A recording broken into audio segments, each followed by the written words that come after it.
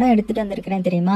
பயங்கரமா த்ரில்லா இருக்கக்கூடிய ஒரு ஹாரர் த்ரில்லர் படத்தை தான் எடுத்துட்டு வந்திருக்கிறேன். அதுவும் ரீசெண்டா தான் ரிலீஸ் ஆன படம். சோ இப்போ திடீர்னு அவங்க வீட்டுக்கு வெளியில ஒரு லேடி சேர்ல உட்கார்ந்து இருக்காங்க. அவங்களுடைய மூஞ்சியும் கவர் பண்ணிருக்குது. அப்படி இருந்தா உங்களுக்கு எப்படி இருக்கும்? சோ அந்த மாதிரி தான் அந்த படத்துலயும் பாத்தீங்கன்னா நம்ம ஹீரோயினுடைய வீட்டுக்கு வெளியில திடீர்னு ஒரு லேடி வந்து தெரியறாங்க. அந்த லேடியோட மூஞ்சியும் கவர் ஆயிருக்குது. அவங்க ஒரு சேர்லயும் உட்கார்ந்து இருக்காங்க. எந்திரிச்சும் வரல. சோ யார் என்னன்றது உங்களுக்கு தெரியல. உடனே அவங்க வெளியில வந்து பேசி பாக்குறாங்க. ஆனா அந்த லேடி எந்த ஒரு பதிலும் சொல்லல. ஆனா இவங்களை பயமுறுத்துற மாதிரி கொஞ்சம் கொஞ்சம் வீட்டுக்கு பக்கத்துல வந்துட்டு இருக்கா. சோ அந்த லேடி யாரு, அப்படி நம்ம ஹீரோயினோட வீட்டை அவங்க என்ன பண்ண போறாங்க அப்படின்றதெல்லாம் பயங்கர த்ரில்லா சொன்ன கதை தான் 2025 வருஷம் இப்ப ரிலீஸ் ஆன உமன் இன் தி யார்டு. அது போக இந்த படம் உண்மைக்குமே பயங்கர த்ரில்லா இருக்கும். அதனால நீங்க படமா பாக்கணும்னா அந்த வீடியோவை ஸ்கிப் பண்ணிட்டு படமா கூட பாருங்க. அவ்வளவு சூப்பரா இருக்கும். டைம் இல்லாதவங்க வீடியோ கண்டினியூ பண்ணுங்க. சோ அப்படி கதைக்குள்ள போறதுக்கு முன்னாடி ஒரே ஒரு லைக்கை மட்டும் தட்டி விட்டுருங்க. படத்தோட ஓப்பனிங் சீன்ல பேக்ரவுண்ட் வாய்ஸ்ல இந்த மாதிரி எனக்கு ஒரு அருமையான கனவு ஒண்ணு வந்துச்சு. அந்த கனவுல நம்மளுடைய வீட்டை நம்ம கட்டி முடிச்சிட்டோம். அந்த வீட்டுக்கு வெளியில ஒரு அழகான ஃபார்ம், கூடவே நிறைய பூக்கள், அதுவும் நீ எதிர்பார்த்த மாதிரியே.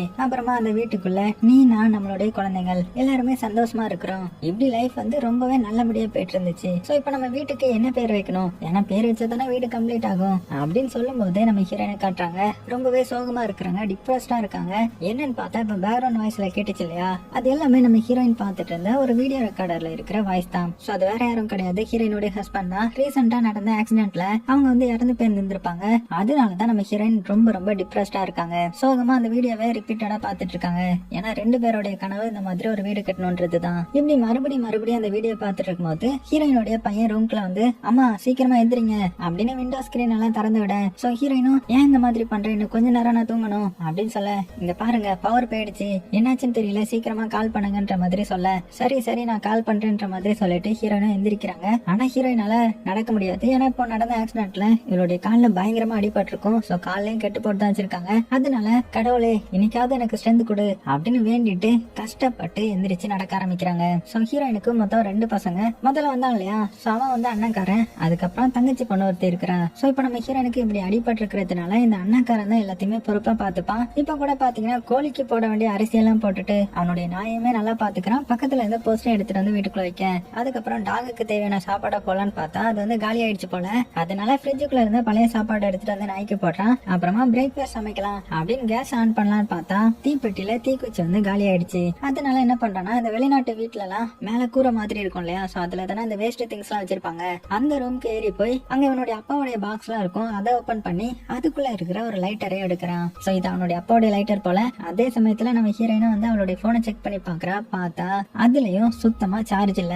இப்ப கரண்ட் வர இல்லையா, சோ என்ன பண்றது அப்படின்னு நினைச்சிட்டு இருக்கும்போது இந்த சைடு அண்ணன்காரனை காமிச்சா அவன் பாட்டுக்கு சமைக்க ஆரம்பிச்சிட்டான். கூட இந்த தங்கச்சி பொண்ணுதான் ஹெல்ப் பண்றதுக்காக கத்தி எடுத்துட்டு இருக்கா. அந்த டைம்ல கரெக்டா நம்ம ஹீரோயின் வந்துட்டாங்க. என்ன பண்ற நீ, கத்திய கீழே வை, நான் உனக்கு பண்ணி தரேன்ற மாதிரி அதை வந்து கட் பண்ணி அந்த சீஸ்ல கொஞ்சம் குடுக்கறாங்க. கொடுத்துட்டு அண்ணன்காரனை தான் பிடிச்சி திட்டுறாங்க. இந்த மாதிரி உன்னுடைய தங்கச்சியை பாத்துக்க மாட்டியா, அவ கையில கத்தி வச்சிருக்கிறாளே, மேல பட்ட என்ன இருக்கும் அப்படின்னு திட்டினதும், ஆனா அண்ணன்காரன் இதை கண்டுக்கிற மாதிரி இல்ல. வாங்க உட்காருங்க சாப்பிடலான்னு சொல்லிட்டு அவன் சமைச்சதை எடுத்துட்டு போய் வைக்க. சோ எல்லாருமே சாப்பிடறதுக்கு ரெடி ஆகுறாங்க. அப்ப என்ன கேக்குறானா, இந்த மாதிரி பவருக்கு வந்து கால் பண்ணி சொல்லிட்டீங்களா அப்படின்னதும், இல்ல நான் இனிமே கால் பண்ணல அப்படின்னதும் அண்ணன்காரன் டென்ஷன் ஆயிட்டான். ஏன் இந்த மாதிரி பண்றீங்க அப்படின்னா, எப்பதான் பவர் வரும் அப்படின்னு கத்த ஆரம்பிச்சிட. உடனே ஹீரோயின் இருந்துகிட்டு கொஞ்சம் அமைதியா இரு, கொஞ்ச நேரம் உன்னால வீடியோ கேம் விளையாடாம இருக்க முடியாதா அப்படின்னு கேட்டதுமே, சரி ஓகே அப்ப ஃப்ரிட்ஜ்ல உள்ளது என்ன பண்றது, அதுவும் கெட்டு போயிருந்தானே அப்படின்னு சொல்ல, ஃப்ரிட்ஜ்ல உள்ளதை நம்ம ஓபன் பண்ணாம வச்சிருந்தாலே அது கொஞ்ச நேரம் நல்லா தான் இருக்கும் அப்படின்னு சொல்லி ஹீரோயின் வந்து சாப்பிட ஆரம்பிக்கிறாங்க. சோ இப்படி சாப்பிட்டது அந்த அளவுக்கு ஒத்துக்கல போல, நல்லா இல்ல போல.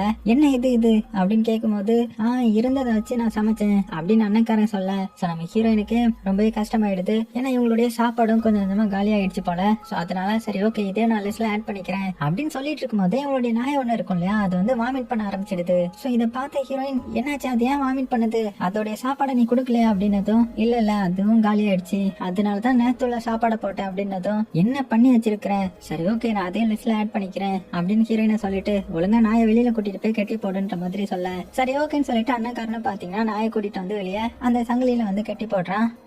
அப்புறமா ஹீரோயின் வந்து அவளுக்கு வந்திருந்த அந்த போஸ்டர் எல்லாம் பாக்குறாங்க. அதுல இவ டிப்ரெஸ்டா இருக்கா இல்லையா, சோ இவளுக்கு ஆறுதல் படுத்துற விதமா நிறைய போட்டோஸ் எல்லாம் வந்திருக்குது. சோ அதெல்லாம் பார்த்து மனசெல்லாம் கஷ்டப்பட்டு இருக்கும் போது டக்குன்னு பாத்தீங்கன்னா அவளுக்கு ஒரு விசன் மாதிரி வர ஆரம்பிக்குது. என்னன்னா ஏதோ ஒரு வெளிச்சம் அடிச்சு இவளுக்கு ஆக்சிடென்ட் ஆயிருக்கும் இல்லையா, அந்த டைம் அந்த மாதிரி இருக்கும். டக்குன்னு அண்ணக்காரன் வந்து ஏதோ ஒரு லேடி நம்ம யார்ட்ல இருக்காங்க, அதுவும் நம்ம வீட்டை பார்த்து உட்கார்ந்து இருக்காங்க அப்படின்னு சொல்ல ஹீரோனுக்கு ஒண்ணுமே புரியல.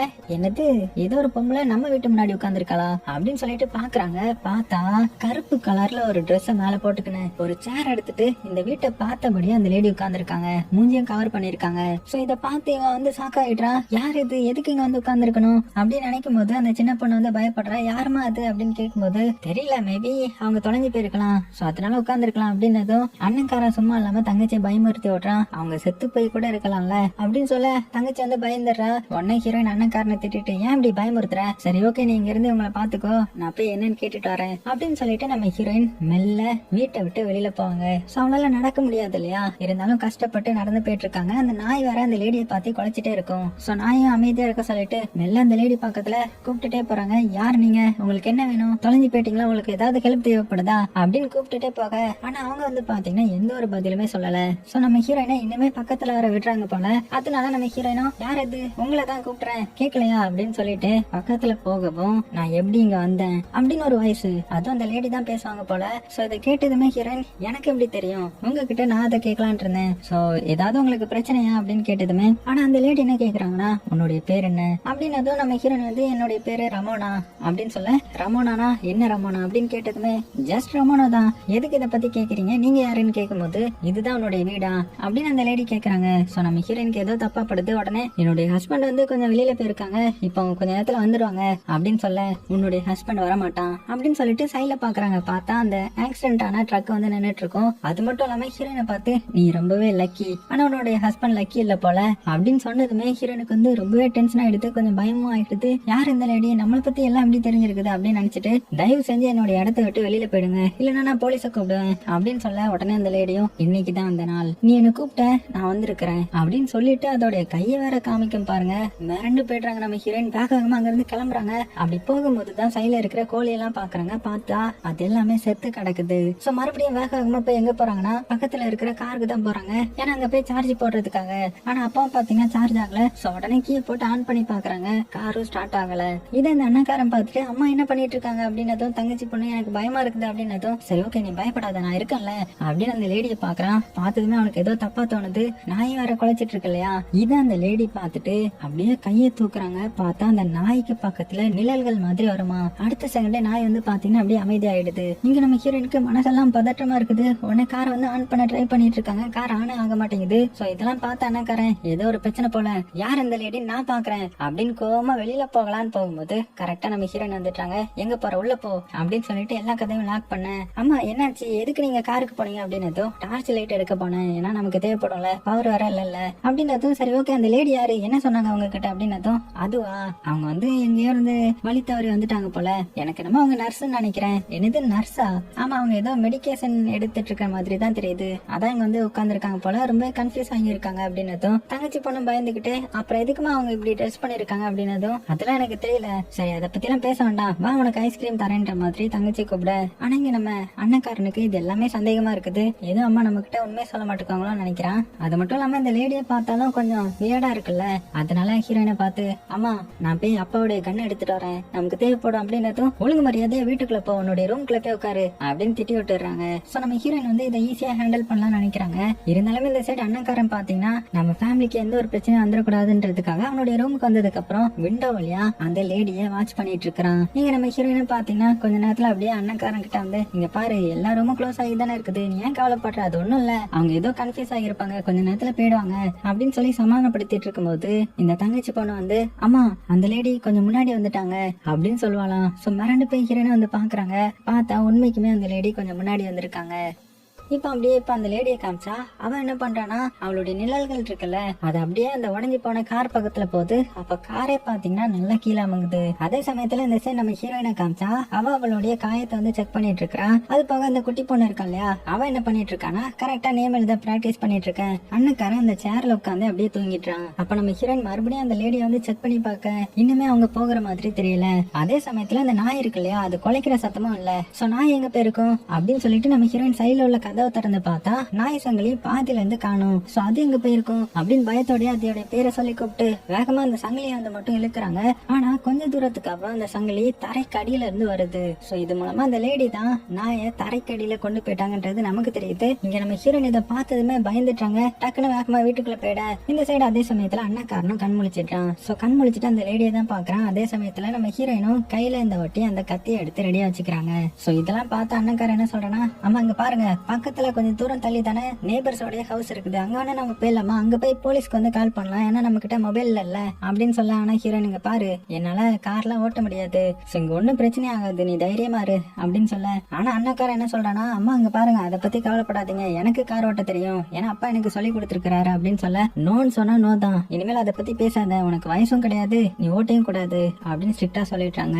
உடனே அண்ணக்காரனும் அப்ப சரி அதை விடுங்க பக்கத்துல ஒரு ஃபார்ம் இருக்குல்ல அது கொஞ்சம் மைல்ஸ் தான் அந்த இடத்துக்கு நான் நடந்து போயாவது போன் பண்ண சொல்றேன் அப்படின்னு சொல்ல. ஹீரோயின் வந்து டென்ஷன் ஆயிட்டாங்க. அமைதியா இருக்க மாட்டியா அப்படின்னு திட்டி விட்டுட. சோ எங்க அண்ணன்காரனுக்கு செம டென்ஷன் ஆகுது. என்னடா இது நம்ம நல்லதுக்கு பேசலாம் அம்மா இப்படி பேசுறாங்களே அப்படின்னு கோவத்துல பக்கத்துல இருக்கிற சவர்ல பாலை போட்டு விளையாடிட்டு இருக்கிறான். சோ அது நம்ம ஹீரோனுக்கு கொஞ்சம் இரிட்டேட் ஆகுது. அதனால பயங்கர கோவமா அப்படியே கத்திய தொடுறாங்க. ஐயோ என்ன பண்ண போறாங்களே அப்படின்னு நினைக்கிறதுக்குள்ளே பாலை வந்து பிடிங்கிட்டாங்க. சொல் பேச்சு கேட்க மாட்டியா அப்படின்னு திட்டி விட்டுட. அப்புறமா பாலையும் தூக்கி வெளியில எரிஞ்சிட்டாங்க. வெளியில எரிஞ்சது மட்டும் இல்லாம இப்ப ரொம்ப கோவமா இருக்காங்க போல. இந்த சின்ன பொண்ணு எழுதிட்டு இருக்கிறதையும் பாக்குறா. அதுல அவ ஸ்பெல்லிங் வந்து தப்பா எழுதி இருந்திருக்கா. அதனால அதை ஒழுங்கா எழுத மாட்டியா அப்படின்னு அவளையும் பிடிச்சி திட்டிட்டாங்க.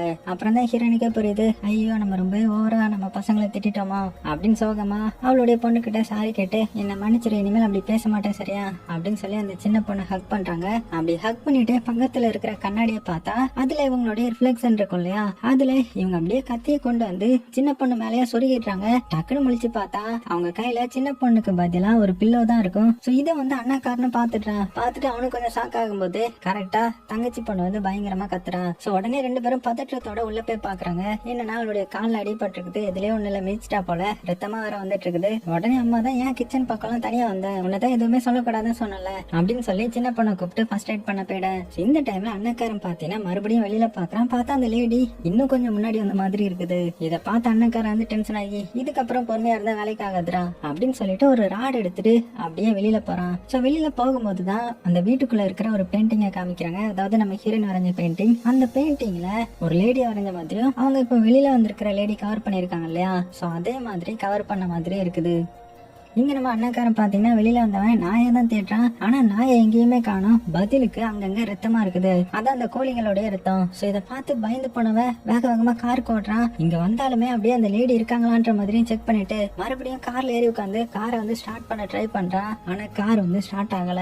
அப்ப மறுபடியும் அந்த லேடி இருக்காங்களான்னு செக் பண்றான். பார்த்தா அந்த லேடியா காணோம். மிரண்டு போயிடுறான். அது மட்டும் இல்லாம இவன் இருக்கிறதுக்கு வெளியில தான் யாரோ வர்ற மாதிரியான சத்தம் கேக்குது. சோ பயந்து போனவன் மறைஞ்சு யார் வராங்க அப்படின்னு சைட்ல பார்த்தா சைட்ல ஒரு கார் வந்து ஆக்சிடென்ட் ஆகி நின்னுட்டு இருக்கும் இல்லையா அந்த காரை வந்து கவர் பண்ணி இருந்திருப்பாங்க. அதுக்கு மேல வந்து ஷேடோ தெரியுது. அப்படி ஷேடோ தெரிஞ்சு அதை அப்படியே நகர்த்தி விட்டுட. அந்த கார்ல வந்து கொடூரமான டேமேஜ் எல்லாம் இருக்குது. இதே அப்படியே பாத்துட்டு இருக்கும்போது பக்கத்துல இருக்கிற கொஞ்சம் திங்ஸ் வந்து விழுந்துருது. சோ பயந்து போனவங்க அப்படியே பின்னாடி வந்து கண்ணாடிய பார்த்தா ஒரு பேய் வரும் பாருங்க. அவ்வளவுதான் யார் எதுன்னு திரும்பி பாக்குறான். யாருமே இல்ல. ஆனா யாரோ வெளியில இருந்து உள்ள வர்ற மாதிரியான ஷேடோ மட்டும் தெரியுது. சரி ஓகே இதுக்கப்புறம் பொறுமையா இருக்க கூடாது அடிச்சிட வேண்டியதுதான் அப்படின்னு அடிக்க வந்தா அது நம்ம ஹீரோயின் ஜஸ்ட் மிஸ்ல நகர்ந்துடுறாங்க. சோ கண்ணாடியை நொறுக்கிடுறான். நம்ம ஹீரோயின் திட்டுன்னு திட்டுறாங்க. உனக்குலாம் அறிவே இல்லையா உள்ள போ அப்படின்னு திட்டினதும் இவனுக்கு கோவமா பாத்தீங்கன்னா உள்ள வந்துட்டான். சோ உள்ள வந்ததுமே அம்மாவை பிடிச்சி திட்டுறான். நீங்க என்கிட்ட போய் சொல்லிட்டீங்க வெளியில எதுவுமே ஆகலன்னு சொல்லிங்க. வெளியில எங்க நம்மளுடைய நாய் எங்க நம்மளுடைய கோழி ஏன் கார் வந்து ஸ்டார்ட் ஆகல அப்ப என்கிட்ட எல்லாமே போய் தான் சொன்னீங்களா அப்படின்னு ஆக்ரோஷமா கத்திட்டு இருக்கும் போது எங்க ஹீரோயின் அங்க பாரு நான் உங்களை பாதுகாக்க தான் ட்ரை பண்றேன் அப்படின்னு சொல்ல. ஆனா அண்ணக்காரன் சம கோவமா தங்கச்சி பொண்ணுகிட்ட வந்துட்டு எங்க பாரு நம்மளுடைய அம்மாவை நம்ம நம்ப கூடாது. இனிமேல் நம்ம தான் பாத்துக்கணும். ஏன்னா நம்மளுடைய அம்மா மெடிக்கேஷன்ல இருக்காங்கல்ல அப்படின்னு சொல்லிட்டு நம்ம ஹீரோயின் கோவமா ஒரு இதெல்லாம் தூக்கி எறிகிறாங்க. இருந்தாலும் நீங்க என்ன வேணாலுமே எரிஞ்சுக்கோங்க, நான் அப்பாவோட ரூமுக்கு போறேன்னு சொல்லிட்டு வேகமா ரூம் வந்து லாக் பண்ணிட்டான். சோ லாக் பண்ணிட்டு அப்பாவோட ரூமை தேடி பாக்குறான். பார்த்தா அங்க ஒரு சேஃப் இருக்குது. சோ அதுக்குள்ளதான் கன் இருக்குது போல. இங்க நம்ம ஹீரோயினும் கதவை திறக்க ட்ரை பண்றாங்க. ஆனா கதவை திறக்க மாட்டான். அதே சமயத்துல சின்ன பொண்ணும் அந்த லேடி என்ன பண்ணிட்டு இருக்காங்கன்ற மாதிரி அவ அதை வாட்ச் பண்ணிட்டு இருக்க. நம்ம ஹீரோயினும் சுத்தி அந்த ரூம்குள்ள போயிடலான்ற மாதிரி சுத்தி போலான்னு போறா. ஆனா போகும்போது அவளுடைய கால் ஸ்லிப் ஆயிடுச்சு. சோ பொத்துன்னு கீழே விழுந்துட. உடனே தங்கச்சி பொண்ணு என்னன்னு பாக்க போறா. அந்த டைம்ல அந்த லேடி, அதான் வெளியில உட்கார்ந்து இருந்த லேடி இன்னும் கொஞ்சம் முன்னாடி வந்ததை அவ கவனிக்கல. இந்த சைடு இந்த அண்ணன்காரனை பாத்தீங்கன்னா ரூமுக்கு வந்து அந்த கன் எடுத்துட்டான். பார்த்தா ஒரே ஒரு புல்லட் தான் இருக்குது. சோ அதை எடுத்து ரெடி ஆகிட்டு அங்க இருந்து வெளியில வந்தவன் என்ன பண்றானா, அம்மாவை லாக் பண்ணிட்டு தங்கச்சி பொண்ணுகிட்ட, இங்க பாரு அம்மாவை திறந்து விடாத, இதுக்கப்புறம் நான் பாத்துக்கிறேன் அப்படின்னு சொல்லிட்டு வேகமா கன் எடுத்துட்டு வெளியில போறான். சோ வெளியில போனவன் அந்த லேடியை பார்த்து கன்ல பாயிண்ட் பண்ணிட்டு, 10 என்றதுக்குள்ள எங்க இடத்த விட்டு நீ ஓடி போயிடணும், இல்லன்னா உன்னை சுட்டுருவேன் அப்படின்னு 1 2ன்னு என்ன ஆரம்பிக்கிறான். ஆனா பாதிக்கு மேல வந்ததுமே அந்த லேடி மெல்ல எந்திரிச்சு முன்னாடி வர ஆரம்பிக்கிறாங்க, எந்த ஒரு பயமுமே இல்லாம. இவனும் பாத்தீங்கன்னா கவுண்ட் டவுன் கம்மி பண்ணிட்டே வந்துட்டு இருக்க. நான் விளையாடுறேன்னு நினைக்காதீங்க, நான் ஷூட் பண்ணிடுவேன் அப்படின்னு ட்ரிகர் அழுத்த போகும்போது கரெக்டா அந்த லேடி அவங்களுடைய மூஞ்சில இருக்கிற ஸ்கிரீன் எடுக்கிறாங்க. பார்த்தா அவங்க வந்து வயசான லேடி மாதிரி தெரியல, கொஞ்சம் எங்க தான் இருக்கிறாங்க. அதே சமயத்துல இந்த சைடு நம்ம ஹீரோயின் அவளுடைய பொண்ணு கிட்ட, இனிமேல் அம்மா அப்படி இருக்க மாட்டேன், கதவை தர அப்படின்னு சொல்ல இந்த சின்ன பொண்ணு கதவை திறக்க வரா. அதே சமயத்துல இந்த லேடி இருக்காங்கல்ல, அவங்க என்ன பண்றாங்கன்னா அவங்களுடைய கையை அப்படியே தூக்குறாங்க. அதோடைய ஷேடோ வந்து செவுத்துல வருது. அங்க அப்படியே சேக் பண்ணவும் அதுல தொங்கிட்டு இருக்கிறதுல ஆட ஆரம்பிக்குது. பயந்து போயிடுறான். அது மட்டும் இல்லாம என்ன சொல்றானா அந்த லேடி, இந்த மாதிரி நீ ரொம்பவே கன்ஃபியூஸ் ஆகிருக்கிற, உங்க அம்மா உங்ககிட்ட சொன்னதெல்லாம் உண்மை நினைச்சிட்டு இருக்கிறியா அந்த ஆக்சிடென்ட் நடந்தப்போ, ஆனா அது உண்மை கிடையாது அப்படின்னு இந்த லேடி சொல்லவும் அதே சமயத்துல அண்ணன்காரன்னு பாத்தீங்கன்னா கோமா உள்ள வந்து, அம்மா நீங்க என்கிட்ட போய் சொல்லிட்டீங்களா, உண்மையை சொல்லுங்க, அன்னைக்கு என்ன நடந்துச்சு, நீங்க அன்னைக்கு ஆக்சிடென்ட் ஆனது எப்படின்னு சொன்னீங்க, ஏதோ ரோடு வந்து தண்ணியா இருந்துச்சு, பாகா இருந்ததுனாலதான் அப்ப ஒரு இதுல மோதிட்டாருன்னு சொன்னீங்க, ஆனா அது உண்மை கிடையாது தானே, உண்மையை சொல்லுங்க, எனக்கு இப்ப அது தெரிஞ்சே ஆகணும் அப்படின்னு கத்த ஆரம்பிச்சிட. சோ நம்ம ஹீரோயினுக்கு மனசெல்லாம் கஷ்டமா இருக்குது. இருந்தாலும் இப்பதான் உண்மையே சொல்ல ஆரம்பிக்கிறான். ஆக்சுவலா என்ன இருக்குன்னா, நம்ம ஹீரோயின் அவளுடைய ஹஸ்பண்ட் கூட ஒரு ரொமான்டிக் டின்னர் போயிருந்திருப்பாங்க. டின்னர்லாம் நல்லபடியா தான் போயிட்டு இருந்திருக்கும். நம்ம ஹீரோயின் வீட்டை பத்தி சொல்லாத வர. ஆக்சுவலா இப்ப இருக்காங்கல்ல இந்த வீடு, அந்த வீட்டுக்கு இப்பதான் குடி வந்திருப்பாங்க போல. ஆனா அது நம்ம ஹீரோயினுக்கு பிடிச்சிருந்திருக்காது. ஆனா இவளுடைய ஹஸ்பண்ட் என்ன சொல்லுவாருன்னா, இங்க பாரு இந்த வீட்டுக்கு வந்தது எல்லாத்துக்கும் சந்தோஷம் தானே, குழந்தைங்க சந்தோஷமா இருக்காங்க, நான் சந்தோஷமா இருக்கேன், நீயும் சந்தோஷமா தானே இருப்ப அப்படின்னு சொல்ல, இல்ல நான் இந்த வீட்டுல சந்தோஷமா இல்ல, இங்க எல்லாமே நான் தான் பண்ண வேண்டியதா இருக்குது, சோ சிட்டில இருந்தாவது நல்லா இருக்கும் அப்படின்னு சொல்ல. ஆனா ஹஸ்பண்ட் என்ன சொல்றாருன்னா, இங்க பாரு இப்பதான் இங்க வந்து நம்ம வீடு ஷிஃப்ட் ஆயிருக்கோம், இதுக்கப்புறம் கொஞ்சம் டைம் எடுக்கும் அப்படின்னு சொல்ல, இல்ல என்னாலலாம் அது வரை இருக்க முடியாது, நான் கிளம்புறேன் அப்போ அப்படின்னு கோவமா சொல்லியிருந்திருப்பாங்க. இந்த ஹஸ்பண்டோ எவ்வளவோ சொல்லியிருந்திருப்பாரு, நம்ம 2 பேரும் சேர்ந்து இதை வந்து சால்வ் பண்ணிடலாம், நீ கொஞ்சம் பொறுமையா இருன்ற மாதிரி சொல்லியிருந்திருப்பாங்க. ஆனா ஹீரோயின் இருந்துகிட்டு, இல்ல என்னால இதை மேனேஜ் பண்ண முடியுமான்னு தெரியல அப்படின்னு கோவமா சொல்லிட்டு கார் கீ எடுத்துட்டு போயிருந்திருப்பாங்க. சோ எப்போதுமே ஹஸ்பண்ட் தான் டிரைவ் பண்ணுவாரு. ஆனா இப்ப நம்ம ஹீரோயின் சாவி எடுத்துட்டு போனதுனால அவ கோவத்துல வண்டி ஓட்ட உட்கார்ந்து இருக்காங்க. அப்படி கோவத்திலே வண்டி ஓட்டிட்டு இருக்கும்போது பயங்கரமா மழையும் பெஞ்சிருக்கும். அந்த இடமும் ஃபாகா தான் இருந்திருக்கும். அந்த டைம்ல ஹீரோயின் அப்படியே பின்னாடி பாத்துட்டு வரும்போது ஏதோ ஒரு உருவம் தெரிஞ்ச மாதிரி இருந்திருக்கும். அதை அப்படியே உத்து பாக்குறேன்ற பேர்ல கார் மேல கவனம் செலுத்தல.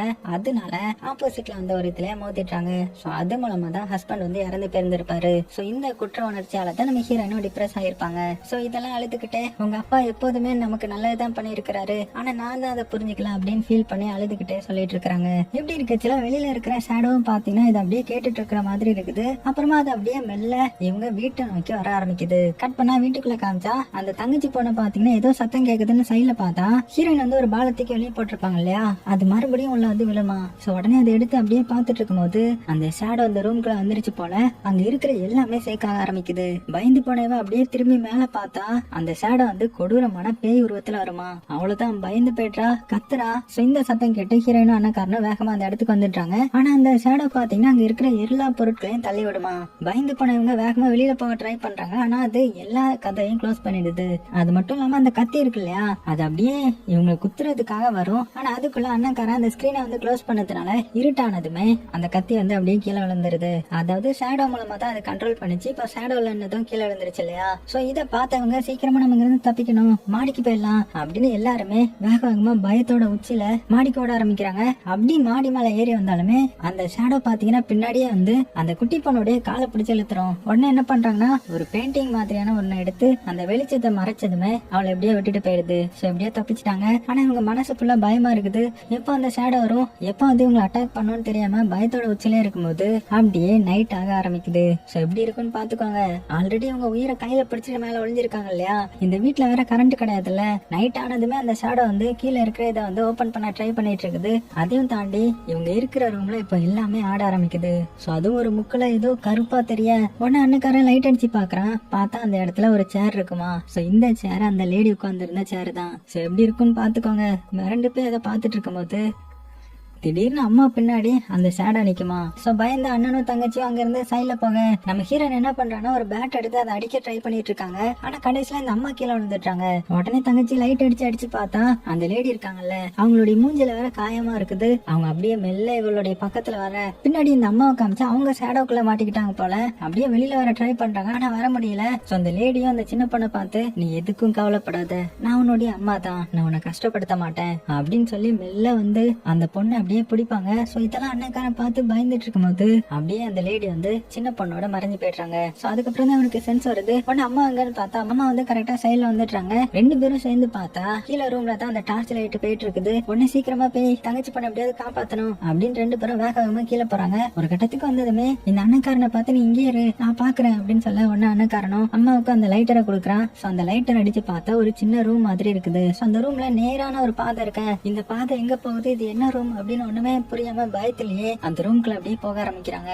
அந்த ரூமோட எண்ட்ல பார்த்தா இவளுடைய ஹஸ்பண்ட் வந்து படுத்திருக்காங்க. அது மட்டும் இல்லாம ஸ்டார்டிங்ல வீடியோ ரெக்கார்டிங்ல வந்து ஒண்ணு கேட்டு இருந்திருப்பாங்க இல்லையா, அந்த டயலாக் வந்து இப்போ இவர் வந்து சொல்ல ஆரம்பிக்கிறாரு. இந்த மாதிரி நான் அந்த வீடை டெக்கரேட் பண்ணிட்டேன். சோ இதுக்கப்புறம் இனிமேல் நம்ம சந்தோஷமா இருக்கலாம் அப்படின்னதும் ஹீரோனுக்கு வர மனசு ஃபுல்லா கில்ட்டா இருக்கும் இல்லையா, அதனால நேரா வந்து அவர் பக்கத்திலேயே படுத்துக்கிறாங்க. அவரும் நிறைய டயலாக்கா சொல்லிட்டு இருக்கும் போதுதான் அவருடைய டேட்டுவை பார்க்கும்போது இவளுக்கு ஏதோ ஒண்ணு ஸ்ட்ரைக் ஆகுது. உடனே மெல்ல எந்திரிச்சு இது உண்மை கிடையாது அப்படின்னு எந்திரிச்சு போகலாம் ட்ரை பண்ணும்போது அவர் அப்படியே ஹீரோயினுடைய முஞ்சில துணியை போட்டு நெரிக்க ஆரம்பிச்சிடுவாரு. இவ விடுங்கன்னு கத்திட்டு கண்மொழிக்கிறா. பார்த்தா இவ அந்த வீட்டுக்கு வெளியில இருக்கிறா. அதான் அந்த ஸ்ட்ரேஞ்சான லேடி இருப்பாங்க இல்லையா, அவங்க சேல இப்ப இவன் உட்கார்ந்து இருக்கிற மாதிரி இவளுடைய மூஞ்சி மேல கவர் பண்ணி இருக்கிற மாதிரி இருக்க. ஸ்டார்டிங் சீன்ல நம்ம ஹீரோயின் வெளியில வந்திருப்பாங்க இல்லையா, யார் நீங்கன்னு கேட்டிருப்பாங்க இல்லையா, அதே மாதிரி வந்து ஆப்போசிட்ல கேட்டுட்டு இருக்க. இவ உள்ள இருந்து அதெல்லாம் பாத்துட்டு இருக்கிற மாதிரி தெரியுது. சோ மிரண்டு போன இவ அப்படியே அவளுடைய மூஞ்சி ஸ்கிரீனை மெல்ல எடுக்கிறா. டக்குன்னு பாத்தீங்கன்னா இவ அவளுடைய மேல் கூரையில இருக்கிற ரூமுக்கு வந்து கண்மொழிக்கிறா. இப்ப அடுத்தது என்னதுன்னா அந்த லேடி அந்த சின்ன பொண்ணு கிட்ட பேசிருப்பாங்க இல்லையா, நான் உன்னுடைய அம்மா தான், நீ பயப்படாத, நான் உன்னை கஷ்டப்படுத்த மாட்டேன்ற மாதிரி.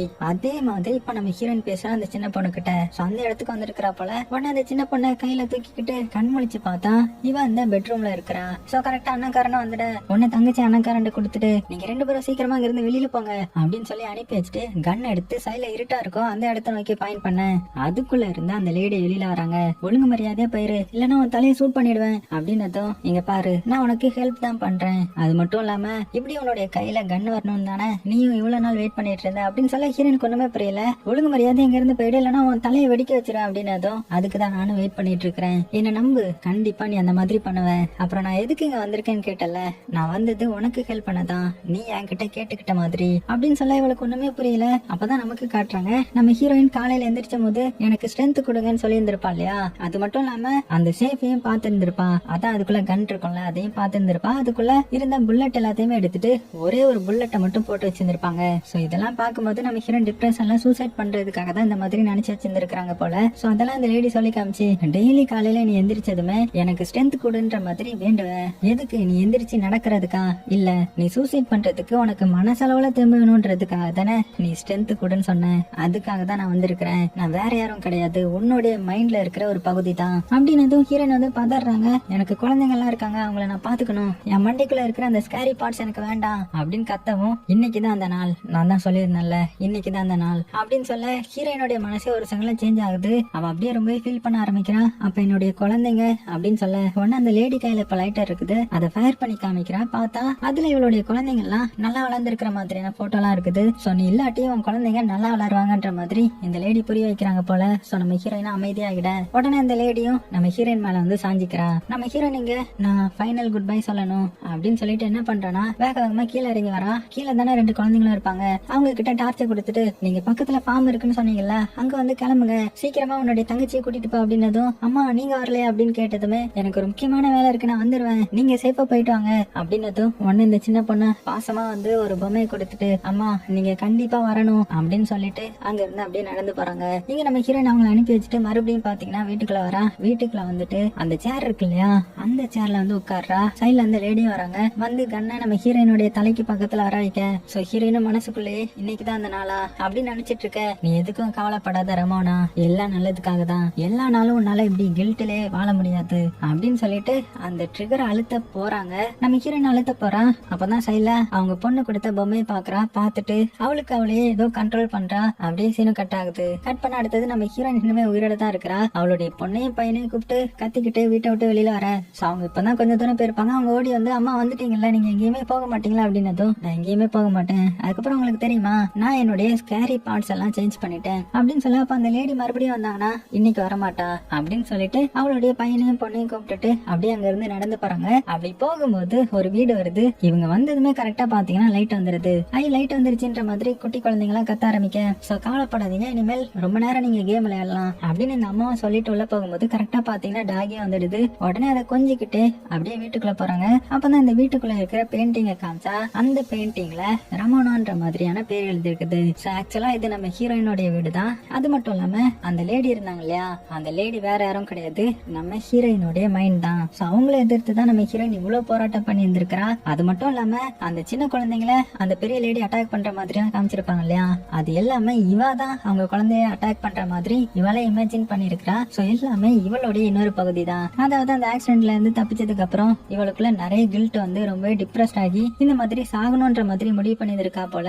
அதனாலதான் டெய்லி எந்திரிச்சதுமே கடவுளே எனக்கு ஸ்ட்ரென்த் கொடுன்ற மாதிரி சொல்லியிருந்திருப்பா, நடக்கிறதுக்கு இல்ல சூசைட் பண்றதுக்கு. அதனாலதான் கடைசியா அவளுடைய மைண்ட்ல உள்ளதே இப்ப வெளியில வந்து இந்த மாதிரி நடந்த மாதிரி காமிக்கிறாங்க. அதாவது அவளுடைய மைண்ட் கூட நம்ம ஹீரோயின் போராட்டம் பண்ணிருக்காங்க. ஆனா டைரக்டர் இதை வந்து கதையில சொல்லல, நம்மளே புரிஞ்சுக்கிற மாதிரி சொல்லியிருக்காங்க. சோ நீங்க என்ன நினைக்கிறீங்கன்றத மறக்காம கீழே கமெண்ட் பண்ணுங்க. ஆனா நீங்க இந்த படத்தை படமா பாத்தீங்கன்னா பயங்கர த்ரில்லா இருக்கும். சோ டைம் இருந்தா படமாவும் செக் பண்ணி பாருங்க. ஃபேமிலியா உட்காந்து பார்க்க பயங்கர த்ரில்லான படம் தான். சோ இந்த மாதிரியான ஹாரர் படம்லாம் உங்களுக்கு பிடிக்கும்னா மறக்காம கீழே கமெண்ட் பண்ணுங்க. உங்களுக்காக அடிக்கடி நான் ஹாரர் படத்தை எடுத்துட்டு வரேன். சோ சேஃபா இருங்க. உங்களுக்கு பிடிச்ச எல்லாத்தையுமே ரொம்ப ரொம்ப சேஃபா பாத்துக்கோங்க.